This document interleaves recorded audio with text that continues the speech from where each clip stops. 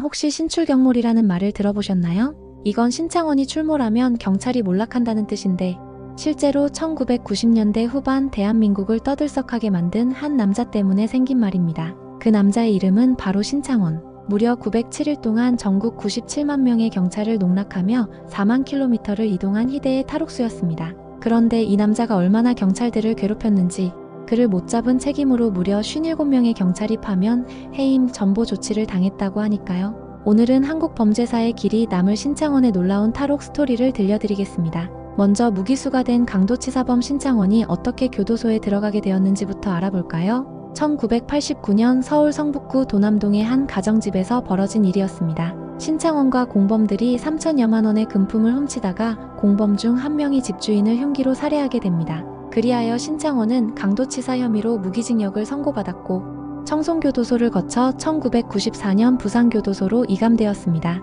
부산교도소에 온 신창원은 겉으로는 모범수 행세를 하면서 내심으로는 탈옥 계획을 세우기 시작했죠. 그가 눈여겨본 곳은 바로 감방 화장실에 있는 환풍구였습니다. 목공 작업장에서 몰래 실톱 하나를 신발 밑창에 숨겨 가져왔고 매일 오후 6시부터 8시까지 교화 방송이 나오는 시간을 이용해 하루 20분씩 쇠창살을 잘라냈습니다. 소음이 들리지 않도록 음악 방송 시간만 골라서 작업한 거죠.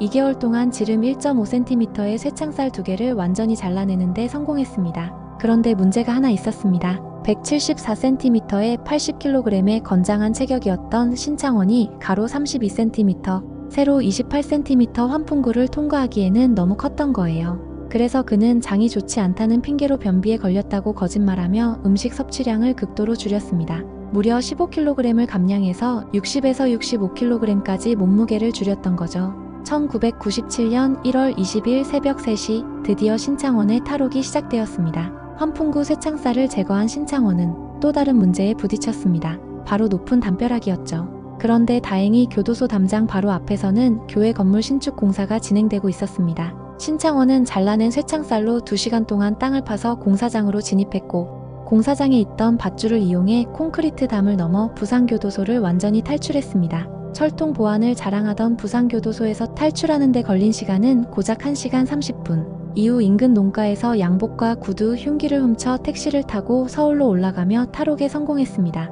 탈옥 10일 후 신창원은 충남 천안의 한 다방에서 여종업원을 만나게 됩니다. 놀랍게도 그는 자신이 탈옥수라는 사실을 고백했는데 그 여성은 오히려 신창원을 받아주며 동거를 시작했죠. 이웃들은 두 사람을 금실 좋은 신혼부부로 생각했다고 합니다. 거기다가 그 여성은 신창원이 훔쳐온 물건을 처분해주거나 때로는 범행에 동행하기도 했답니다. 1997년 10월 세차장 주인은 수상한 손님이 있다고 경찰에 있는 친구에게 귀뜸을 해줍니다. 연락을 받은 경찰은 추적 끝에 신창원의 은신지를 찾아내고 가스총을 발사했죠. 신창원은 오른쪽 눈 밑과 머리에 2발의 가스총을 정확히 맞았지만 얼굴에 피를 닦고 그대로 현장을 빠져나갔습니다. 또한 1998년 1월에는 동거녀에게 전화를 걸었다가 경찰에 포위되었지만 경찰의 권총까지 빼앗아 도주하는 대담함을 보였죠. 신창원을 잡기 위해 동원된 경찰 인력만 연인원 97만 명에 달했습니다. 뿌려진 수배 전단은 463만 장, 탐문한 업소와 은신 용의처는 2100만여 곳이었죠. 현상금은 당시 최고액인 5천만 원까지 치솟았습니다. 그런데도 신창원은 코앞에서 마주친 경찰을 따돌리고 도망친 것만 6번이나 되었고 그 때문에 신출경몰이라는 말까지 생겨났죠. 실제로 신창원 검거 실패로 경기경찰청장과 수서경찰서장이 해임되는 등 57명의 경찰이 문책을 당했습니다. 2년 6개월간 전국 4만여 킬로미터를 이동하며 도피 생활을 이어간 신창원은 빈집털이로 무려 9억 8천만 원에 달하는 생활비를 마련했습니다. 훔친 차를 타고 다니며 100여 건이 넘는 절도를 저질렀지만 워낙 민첩하고 운동신경이 뛰어나 번번이 경찰의 수사망을 빠져나갔던 거죠. 1999년 7월 16일 전남 순천시의 한 아파트에 가스 수리를 하러 간 김씨라는 수리기사가 있었습니다.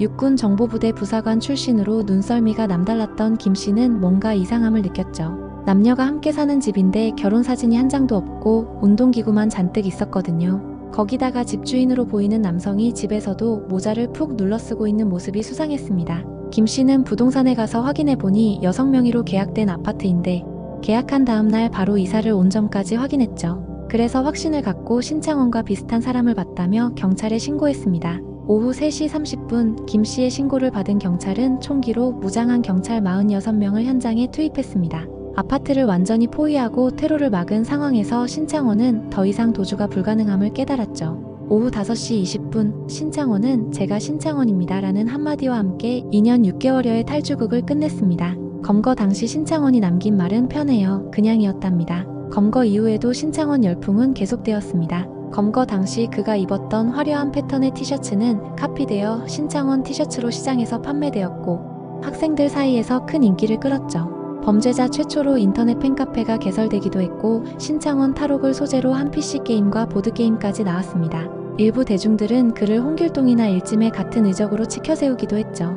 재수감된 신창원에게는 143건의 제목이 적용되어 기존 무기징역에 징역 22년 6개월이 추가되었습니다. 그 후 흉악범을 수용하는 경북 북부교도소 독방에 수감되었죠. 신창원은 중졸, 고졸 검정고시에 연이어 합격하며 모범적인 수감 생활을 했습니다. 또한 같은 처지의 재소자들을 상담해주고 싶다며 심리학 공부에도 매진했답니다. 그런데 신창원의 수감 생활은 순탄하지 않았습니다. 10년 5개월 동안 독방에 격리되어 있으면서 악몽, 환상, 환청, 불안, 폐쇄공포증, 우울장애, 불면증 등을 겪었죠. 심지어 화장실에서 용변을 볼 때조차 CCTV 감시를 받아야 했습니다. 2011년 8월 신창원은 경북 북부교도소 독방에서 극단적 선택을 시도했고 중환자실에서 3일간 치료를 받았습니다. 2019년 5월 신창원은 독방 생활과 CCTV 감시가 계속되는 것은 부당하다며 국가인권위원회에 진정서를 냈습니다. 다행히 인권위가 개선을 권고하여 2020년 5월 감시용 CCTV가 철거되었지만 2023년 5월에는 대전교도소에서 두 번째 극단적 선택을 시도했습니다. 다행히 순찰 중이던 교도소 직원에게 발견되어 생명에는 지장이 없었다고 합니다. 한편 신창원을 신고한 가스 수리기사 김씨는 포상금 5천만 원을 받았을 뿐만 아니라 꿈이었던 경찰에 특채되어 현재도 경찰로 근무하고 있답니다. 진짜 한 통의 전화로 인생이 바뀐 케이스였죠. 신창원은 검거 당시 저 같은 범죄자가 다시는 나오지 않도록 사회와 가정에서 문제아들에게 사랑을 주십시오라고 말했습니다. 또한 그의 일기장에는 이런 내용이 적혀 있었죠. 초등학교 때 선생님이 너 착한 놈이다 하고 머리 한 번만 쓸어줬으면 여기까지 오지 않았을 것이다. 5학년 때 선생님이 돈 안 가져왔는데 뭐 하러 학교 와 빨리 꺼져 하고 소리쳤는데 그때부터 마음속에 악마가 생겼다고 합니다. 무려 907일간 전국을 뒤흔든 신창원의 이야기는 단순한 범죄 스토리를 넘어서는 의미가 있습니다. 철저한 계획력과 실행력 그리고 불굴의 의지를 보여준 한편으로는 사회의 무관심과 차별이 한 사람을 어떻게 범죄의 길로 내몰 수 있는지를 보여주는 사례이기도 하죠. 현재 신창원은 대전교도소에서 복역 중입니다. 30년 넘는 수감 생활 동안 탈옥, 탈주극, 극단적 선택 시도, 인권위 진정 등 다양한 이슈를 만들어냈지만 그 이면에는 한 인간의 고독하고 절망적인 삶이 있었던 거죠. 여러분은 어떻게 생각하시나요? 댓글로 여러분의 생각을 들려주시고 구독과 좋아요 꾹 눌러주세요.